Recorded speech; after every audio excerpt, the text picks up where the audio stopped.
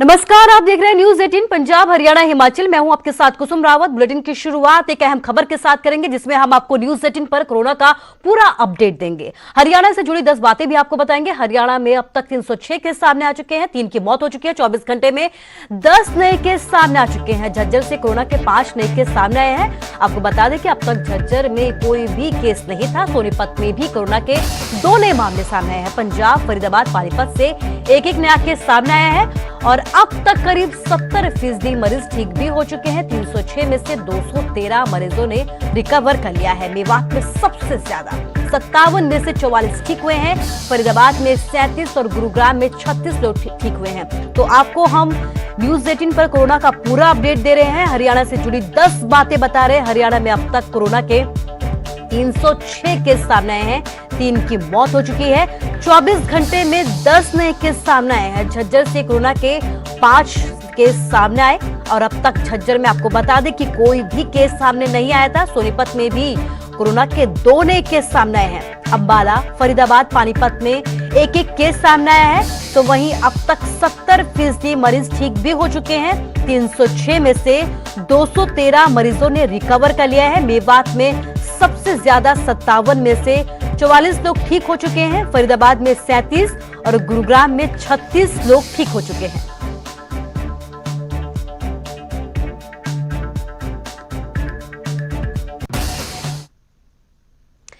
तो सरकार की लाख कोशिशों के बावजूद भी नशे की सप्लाई जो है रुकने का नाम नहीं ले रही। लेकिन कोरोना वायरस की मार ने इस चेन को तोड़ने का काम कर दिया है। नशे के आदी नशा नहीं मिलने की वजह से तड़प रहे हैं और अब तक उनके पास एक भी रास्ता नहीं बचा है और अब वो नशा मुक्ति केंद्र का रुख कर रहे हैं। पूरी खबर क्या है ये देखते हैं।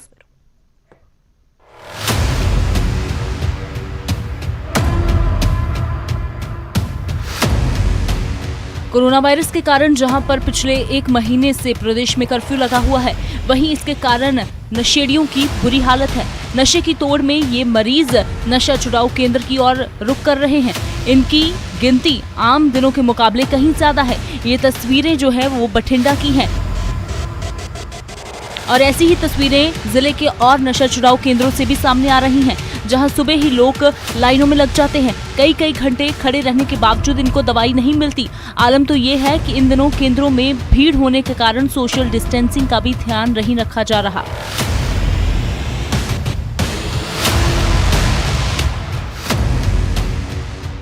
अपना दुख जाहिर करते हुए इन लोगों ने बताया कि वे लंबे समय से अफीम पोस्ट का नशा कर रहे हैं। पिछले महीने से कर्फ्यू के कारण इन लोगों को नशा नहीं मिल रहा। ऐसे में उनके लिए सिर्फ नशा छुड़ाऊ केंद्र ही एक सहारा बचे हैं, लेकिन यहाँ पर भी दवाई नहीं मिल रही। नहीं जी, कोई प्रबंध नहीं गा, कुछ भी नहीं गई। बस कोई दवाई नहीं दे रहे, सवेर दे बैठे हैं। नहीं भी आखे उन्नी आ रही है। एक तो ना पोस्ट मिलता है, ना दारू दे ठेके भी बंद करते इन्होंने ते आ दवाई लेना है ना दवाई मिलती है। हुण तुसीं दसो की करगे। तो वहीं डॉक्टर के मुताबिक बठिंडा में कुल 6 नशा छुड़ाऊ केंद्र हैं, जहां पर पहले 500 से 700 मरीज आते थे, लेकिन अब हर रोज 3000 से ज्यादा मरीज यहां पर दवाई लेने के लिए पहुंच रहे हैं, जिस कारण केंद्र में भीड़ हो रही है और दवाई की कमी। चंगी गल है, चलो नशे चेन टुटी है लॉकडाउन करके, तो काफ़ी मरीज अपनी इच्छा नाल भी आ रहे हैं। लॉकडाउन करके ही मतलब पहला जो मान लो 1 मार्च तो 22 मार्च तक सिर्फ 266 नंबर रजिस्टर्ड सी, हुण 23 मार्च तो 23 अप्रैल तक 3364 हो गए, मतलब मल्टीपल टाइम्स हो गए। जानकारी के मुताबिक जब से लॉकडाउन शुरू हुआ है तब से लेकर अब तक 48,000 से ज्यादा नए मरीज पंजाब के तमाम नशा छुड़ाऊ केंद्र में भर्ती हुए हैं। इसके अलावा रोजाना दवाई लेने वाले मरीजों की गिनती में भी बहुत इजाफा हुआ है। बठिंडा से सूरज भान, न्यूज 18।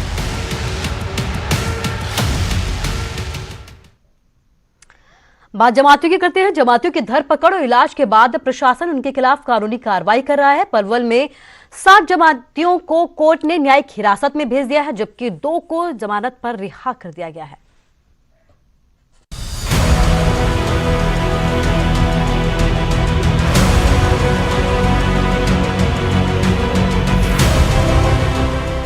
दिल्ली के मरकज में शामिल होकर पलवल हथीन के हुंचपुरी गांव छिपकर रह रहे 12 जमातियों के खिलाफ प्रशासन ने कार्रवाई तेज कर दी है। सभी को कोर्ट में पेश किया गया। जिनमें से 7 जमातियों को कोर्ट ने न्यायिक हिरासत में भेज दिया, जबकि 2 की जमानत हो गई। ये सभी धर्म प्रचार के लिए दिल्ली से यहाँ आए थे और छुपकर मस्जिद में रह रहे थे। इनमें से 3 कोरोना पॉजिटिव पाए गए थे। सभी के खिलाफ धारा 307 के तहत केस दर्ज किया गया था। इनमें 10 बांग्लादेशी और 2 भारतीय थे। सरकारी आदेशों की धज्जियां उड़ाकर ये धर्म प्रचार कर रहे थे।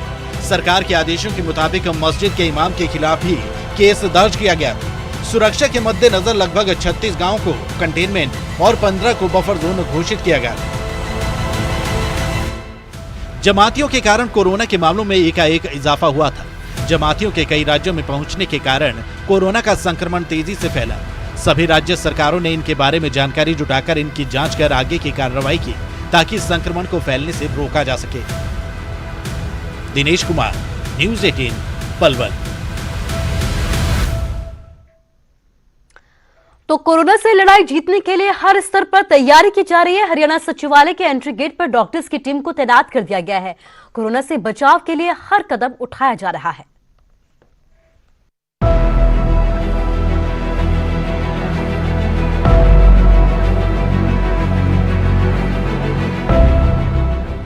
कोरोना वायरस का संक्रमण फैलने से रोकने के लिए सरकार, प्रशासन हर स्तर पर तैयारियों में जुटा है। हरियाणा सचिवालय को भी कोरोना से बचाने के लिए खास कदम उठाए गए हैं। सचिवालय में कोरोना से बचाव के लिए एंट्री गेट पर विशेषज्ञ डॉक्टर्स की टीम तैनात की गई है। सचिवालय में आने वाले हर कर्मचारी और अधिकारी से सेल्फ डिक्लेरेशन फॉर्म भरवाया जा रहा है। हर अधिकारी कर्मचारी की थर्मल स्क्रीनिंग हो रही है। कि जैसे आप सचिवालय पहुंचेंगे तो वहां पर पहले थर्मल स्कैनिंग की जाएगी। देखिए इस तरीके से, जहां टेम्परेचर की जांच की जाती है कि तापमान कितना है शरीर का, अगर ज्यादा होता है तो फिर उसको स्क्रूटनाइज किया जाता है। और इससे आगे जब हम बढ़ेंगे, ये एक मेटल डिटेक्टर है, इससे होकर गुजरना पड़ता है सुरक्षा की दृष्टि से, पहले से ये यहाँ पर है। लेकिन अब जो एक नई शुरुआत की है वो हम आपको दिखाना चाहेंगे कि जैसे ही आप सचिवालय के अंदर एंट्री होंगे, थर्मल स्कैनिंग के बाद बाकायदा यहाँ पर जो एक्सपर्ट्स हैं, डॉक्टर्स हैं, उनकी एक टीम यहाँ पर बैठी है। जो व्यक्ति सचिवालय में पहुँचता है उसको एक फॉर्म दिया जाता है। इसका नाम है self declaration form. Self declaration form में अपने साथ साथ परिवार की भी जानकारी ली जा रही है। कोरोना के लक्षण पाए जाने पर क्वारंटीन किया जाएगा। सचिवालय आने वाले सभी विजिटर्स को भी सेल्फ डिक्लेरेशन फॉर्म भरना जरूरी है। भविष्य में इनमें से अगर कोई कोरोना पॉजिटिव होता है तो इस जानकारी के आधार पर तमाम लोगों को क्वारंटीन किया जाएगा। वो एम्प्लॉय आ रहा है, उसको कोई किसी तरह की कोई सिस्टेमिक डिसऑर्डर तो नहीं, कोई ब्लड प्रेशर शुगर की प्रॉब्लम तो नहीं है, ठीक है जी। बाकी कोई एस्थमेटिक तो नहीं है। परिवार की भी जानकारी ले रहे हैं? परिवार की जानकारी सेल्फ डिक्लेरेशन सर्टिफिकेट में है। वो हमारी अथॉरिटीज के काम बाद में आएगी। अगर किसी को कोई प्रॉब्लम आती है, कोई पॉजिटिव केस होता है तो। सचिवालय में एंट्री गेट पर मास्क और सैनिटाइजर उपलब्ध करवाया जा रहा है, यानी किसी भी स्तर पर कोई कोताही नहीं बरती जा रही। कोरोना से जीत के लिए पुख्ता बंदोबस्त किए गए। मनोज कुमार, न्यूज़ 18, चंडीगढ़। शादी यानी कि वो रस्म जो अब 2 इंसानों के साथ साथ 2 परिवार भी रिश्ते में जुड़ते हैं। और अब से करीब 1 महीने पहले इस रस्म की तस्वीरें बिल्कुल अलग हुआ करती थी, लेकिन अब कोरोना और कर्फ्यू ने लोगों को नया सबक दिया है। बेहिसाब खर्च, दिखावे और कर्ज की शादी कैसे सादगी में बदल रही है, इस रिपोर्ट के जरिए देखिए।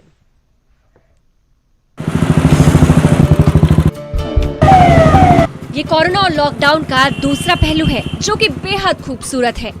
तभी तो बेहद सादे अंदाज में शादी करने के बाद दुल्हा अपनी दुल्हन को बाइक पर विदा करके ले जा रहा था। तस्वीरें संगरूर की हैं। इनकी इस सादगी को पुलिस ने भी सराहा और मिठाई खिलाकर इन्हें फूल भेंट किए। इसके साथ ही पुलिस की गाड़ी साथ ले जाकर इन्हें घर तक छोड़ने पहुंची। पुलिस के मुताबिक लॉकडाउन हमें सादगी से जीना सिखा रहा है और नियमों का पालन करके इन्होंने बाकी लोगों को भी अच्छा संदेश दिया है। बहुत चंगा लग्या ਤੇ ਅਸੀਂ ਇਹਨਾਂ ਦਾ ਸਵਾਗਤ ਕਰਦੇ ਹਾਂ ਵੀ ਗਾਹਾਂ ਵੀ ਜਿਸੇ ਦੇ ਵੀ ਕੋਈ ਸ਼ਾਦੀ ਹੁੰਦੀ ਹੈ ਤਾਂ ਉਹ ਇਕੱਠ ਨਾ ਕਰਨ। ਜਿਵੇਂ ਇਹਨਾਂ ਨੇ ਕੀਤਾ, ਇਹ ਵੀ ਇੱਕ ਤਰ੍ਹਾਂ ਦੀ ਮਿਸਾਲ ਹੈ। ਪੰਜਾਬ ਸਰਕਾਰ ਦੇ ਹੁਕਮਾਂ ਦੀ ਪਾਲਣਾ ਕੀਤੀ ਇਹਨਾਂ ਨੇ, ਇਕੱਠ ਨਹੀਂ ਕੀਤਾ, बहुत ਵਧੀਆ चंगा लग्या। दूसरी तरफ कम लोगों की मौजूदगी और कम खर्च में हुई इस शादी से दुल्हा दुल्हन भी बेहद खुश है। सीधा सिंपल तक ब्याह होयागा ਤੇ ਬਹੁਤ ਖੁਸ਼ੀ ਹੋ ਰਹੀ ਹੈ ਕਿ ਇਦਾਂ ਸਿੰਪਲ ਵਿਆਹ ਕਰਵਾ ਕੇ ਤੇ ਮੈਨੂੰ ਧੂਰੀ ਤੋਂ ਲਹਿਰ ਦਾ ਸਫ਼ਰ ਬਹੁਤ ਅੱਛਾ ਲੱਗਿਆ ਬਾਈਕ ਤੇ ਬਹੁਤ ਖੁਸ਼ੀ ਹੋ ਰਹੀ ਹੈ ਕਿ ਸਿੱਧਾ ਸਿੰਪਲ ਵਿਆਹ ਕਰਾ ਕੇ। ਬਹੁਤ ਵਧੀਆ ਹੋ ਰਿਹਾ ਹੈਗਾ ਬਿਕੋਜ਼ ਜੋ ਲੋਕ ਪੈਸਾ ਵੇਸਟ ਕਰਦੇ ਨੇ ਕਿ ਇਹਨਾਂ ਇਸ ਦੇ ਦੌਰਾਨ ਅਸੀਂ ਉਹ ਵੇਸਟੇਜ ਨਹੀਂ ਕੀਤੀ ਹੈਗੀ ਤੇ ਅਸੀਂ ਬਹੁਤ ਹੀ ਸਿੰਪਲ ਤਰੀਕੇ ਨਾਲ ਵਿਆਹ ਕੀਤਾ। ਮੰਦਿਰ 'ਚ ਵਿਆਹ ਹੋਇਆ ਹੈਗਾ, 5 ਬੰਦਿਆਂ ਦੇ ਨਾਲ ਸਾਡੀ ਇਹ ਮੈਰਿਜ ਹੋਈ है। वहीं संगरूर के अलावा जालंधर में भी इसी सादगी के साथ एक शादी संपन्न हुई। अमरीक नगर के रहने वाले अमित और महिमा गुरुद्वारा साहिब में अपने परिवार के सदस्यों की मौजूदगी में एक परिवार के साथ शादी के बंधन में बंधे। हालांकि दोनों की तरफ से सिर्फ 5 सदस्यों को शामिल होने की इजाजत मिली थी, लेकिन दूल्हा और दुल्हन इस शादी से बेहद खुश है और परिवार के सदस्यों ने सभी से कोरोना से बचने और लॉकडाउन का पालन करने की अपील की है। परमिशन मिल गई 5 बंदे की ब्याह के 5 बंदे के ब्याह के बैठना मैं बहुत खुश हूँ।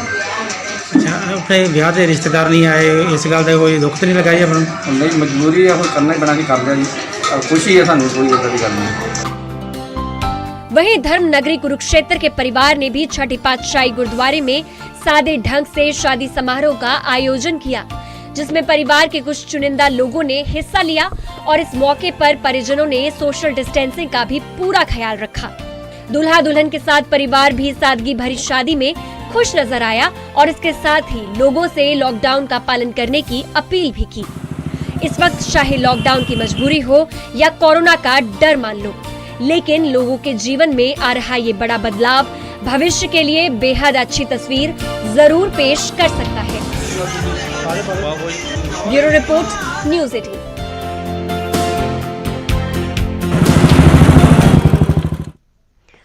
देश का सबसे बड़ा शू क्लस्टर लॉकडाउन के मार झेल रहा है। बहादुरगढ़ की करीब 1000 जूता फैक्ट्रियां बंद पड़ी हैं और अब तक करीब 5000 करोड़ रुपए का नुकसान हो चुका है। कोरोना ने जूता उद्योग की भी कमर तोड़कर रख दी है।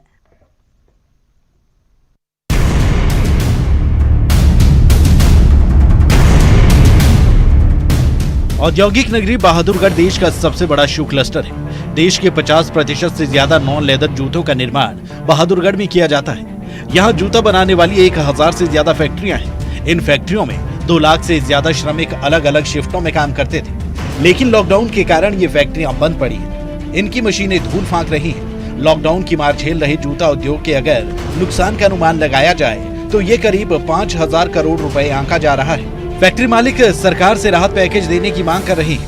इनका कहना है कि भारी लोन की किश्त तक देना मुश्किल है। उद्योग जगत को सिर्फ सरकार से राहत की उम्मीद है।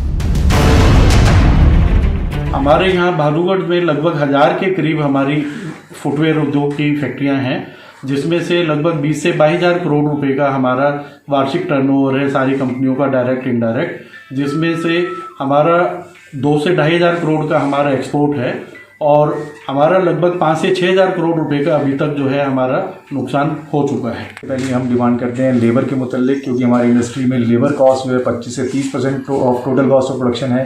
तो हम ये चाहते हैं कि सरकार उसको ESI फंड या PF फंड से बियर करे, हम लोग उस पर सहूलियत दें। 1 साल का हमारा ESI और PF माफ़ किया जाए। दूसरा हम डिमांड करते हैं इंटरेस्ट, बैंक इंटरेस्ट को लेकर के। आज कोई भी इंडस्ट्री बैंक की सपोर्ट के बगैर नहीं चल रही है और उसमें हम ये चाहते हैं कि हमारे को मोनोटोरियम दिया गया है इंस्टॉलमेंट पे करने के लिए, बट हमारे पे इंटरेस्ट आज लगातार बंद इंडस्ट्री पे भी एक्रू हो रहा है, जो कि हम लोग किसी भी सूरत में देने की सक्षम नहीं हो पाएंगे। लॉकडाउन खुलने के बाद भी जूता बनाने वाली इन फैक्ट्रियों को उभरने में लंबा वक्त लग जाएगा। सरकार से आर्थिक पैकेज ही इन उद्योगों को फिर से पटरी पर ला सकता है, वरना लाखों श्रमिक बेरोजगार हो जाएंगे। प्रदीप धनखड़, न्यूज़ 18, बहादुरगढ़।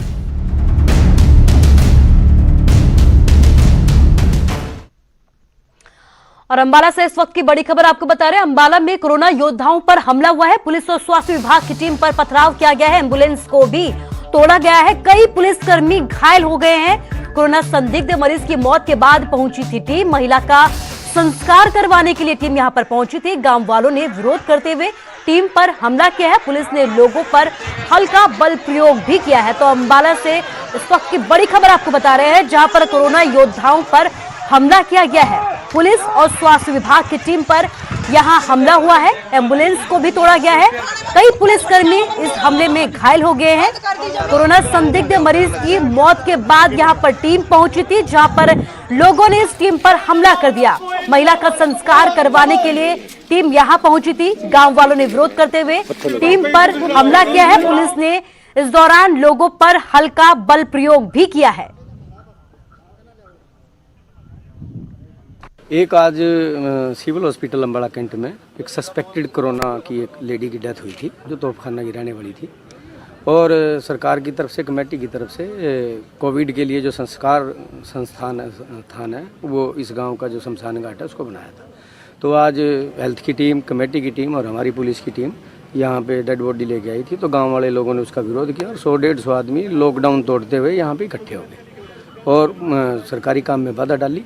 जब उनको समझाने की कोशिश करी तो उन्होंने पुलिस के ऊपर हमला किया, पथराव किया, जिसके उपरांत पुलिस ने भी अपना हल्का बल प्रयोग किया और उसमें हमने कुछ आदमियों को डिटेन भी किया और उनके खिलाफ सख्त एक्शन जो होगा वो किया जाएगा। जिसने भी कानून हाथ में लिया और जो आगे लेगा उसके खिलाफ। और इस खबर पर ज्यादा जानकारी के लिए हमारे संवाददाता कृष्ण बाली फोन लाइन से हमारे साथ जुड़ गए हैं। कृष्ण बाली, क्या कुछ नई अपडेट और क्या कुछ ये पूरा मामला रहा है?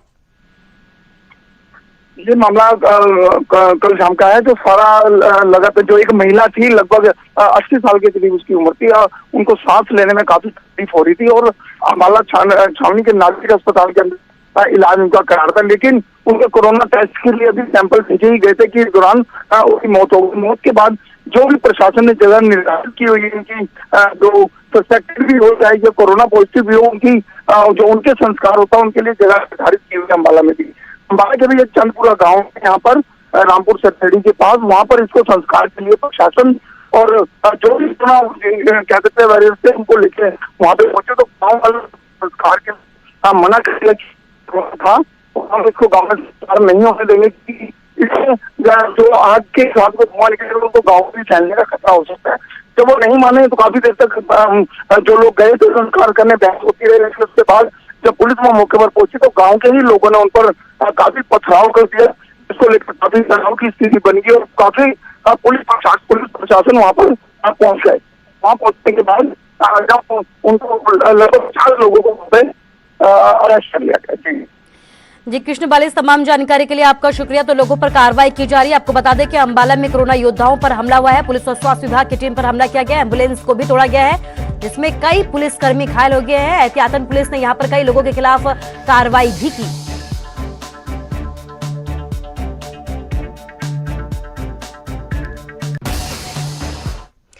हरियाणा में लगातार नए केस सामने आ रहे हैं। इस बीच हरियाणा सरकार का बड़ा फैसला सामने आया है। सरकारी कर्मचारियों की भर्ती प्रक्रिया पर रोक लगा दी गई है। हर साल बढ़ने वाला महंगाई भत्ता भी नहीं मिलेगा। खर्चे कम करने का हवाला देकर सरकार ने ये कटौती की है। कर्मचारी संगठनों ने आज बैठक भी करेंगे सीएम मनोहर लाल। तो आज की एक अहम खबर आपको बता रहे हैं, जहां पर हरियाणा सरकार का बड़ा फैसला सामने आया है। सरकारी कर्मचारियों की भर्ती प्रक्रिया पर फिलहाल के लिए रोक लगा दी गई है। हर साल बढ़ने वाला महंगाई भत्ता भी अब नहीं मिलेगा।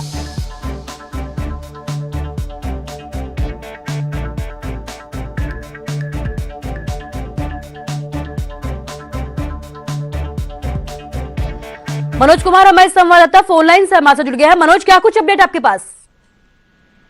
देखिए, हरियाणा सरकार ने अपने खर्चों में कटौती के लिए एक बड़ा फैसला लिया है और इसको लेकर कर्मचारियों को जो तमाम सुविधाएं मिल रही थी वो उन पर सरकार फिलहाल रोक लगाने जा रही है। साथ ही साथ जो सरकारी भर्ती प्रक्रिया है उसको लेकर भी सरकार ने फैसला किया कि फिलहाल इसको अस्थायी तौर पर रोका जाए, क्योंकि अभी जो प्रायोरिटी है सरकार की वो कोरोना से बचाव है और इस दौरान जो खर्च होने वाला पैसा है उसका भी सरकार को इंतजाम करना है। और इसलिए मुख्यमंत्री पहले भी कह चुके हैं कि जो आर्थिक स्थिति लगातार खराब हो रही है, क्योंकि उद्योग धंधे सभी बंद पड़े हैं और करीब प्रदेश को 5,000 करोड़ रुपए की जो मासिक जरूरत है उसको देखते हुए तमाम फैसले लिए जा रहे हैं। आज वीडियो कॉन्फ्रेंसिंग भी है, मुख्यमंत्री कर्मचारियों से इस बारे में बातचीत भी करेंगे। जी मनोज, इस तमाम जानकारी के लिए आपका शुक्रिया। तो आपको बता दें कि हरियाणा सरकार ने बड़ा फैसला लिया है। सरकारी कर्मचारियों की भर्ती प्रक्रिया पर फिलहाल के लिए रोक लगा दी गई है। हर साल बढ़ने वाला महंगाई भत्ता अब नहीं मिलेगा। आपको बता दें कि इससे पहले कई राज्य सरकारें इस तरह के बड़े फैसले ले चुकी हैं।